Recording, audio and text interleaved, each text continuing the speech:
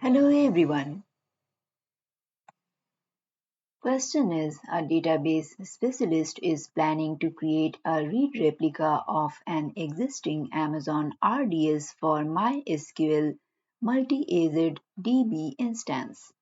When using the AWS Management Console to conduct this task, the database specialist discovers that the source RDS DB instance does not appear in the read replica source selection box. So the read replica cannot be created. What is the most likely reason for this? Option A, the source DB instance has to be converted to single-aged first to create a read replica from it. Option B, enhanced monitoring is not enabled on the source DB instance. Option C, the minor MySQL version in the source DB instance does not support read replicas. Option D, automated backups are not enabled on the source DB instance. Correct answer is option D.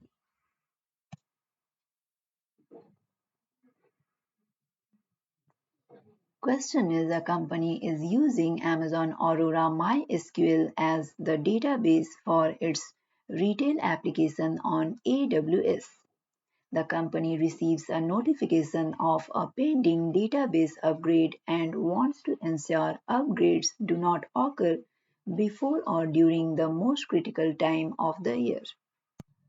Company leadership is concerned that an Amazon RDS maintenance window will cause an outage during data ingestion. Which step can be taken to ensure that the application is not interrupted? Option A, disable weekly maintenance on the DB cluster. Option B, clone the DB cluster and migrate it to a new copy of the database. Option C, choose to defer the upgrade and then find an appropriate downtime for patching. Option D, set up an Aurora replica and promote it to primary at the time of patching. Correct answer is option B.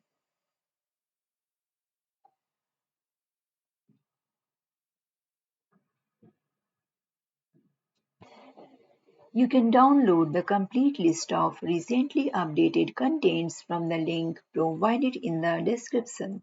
If you like this content, please like and subscribe. Question is, a finance company needs to make sure that its MySQL database backups are available for the most recent 90 days. All of the MySQL databases are hosted on Amazon RDS for MySQL DB instances. A database specialist must implement a solution that meets the backup retention requirement with the least possible development effort. Which approach should the database specialist take? Option A, use AWS Backup to build a backup plan for the required retention period. Assign the DB instances to the backup plan. Option B, modify the DB instances to enable the automated backup option. Select the required backup retention period. Option C, automate a daily cron job on an Amazon EC2 instance to create MySQL dumps, transfer to Amazon S3, and implement an S3 lifecycle policy to meet the retention requirement. Option D, use AWS Lambda to schedule a daily manual snapshot of the DB instances. Delete snapshots that exceeds the retention requirement. Correct answer is option A. Question is, a database specialist manages a critical Amazon RDS for MySQL DB instance for a company.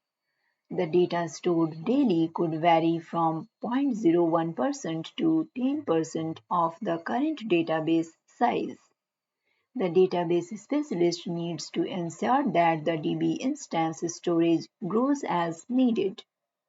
What is the most operationally efficient and cost-effective solution? Option A. Configure RDS storage auto-scaling. Option B. Configure RDS instance auto-scaling. Option C. Modify the DB instance allocated storage to meet the forecasted requirements. Option D. Monitor the Amazon CloudWatch free storage space metric daily and add storage as required. Correct answer is option B. You can download the complete list of recently updated contents from the link provided in the description. If you like this content, please like and subscribe.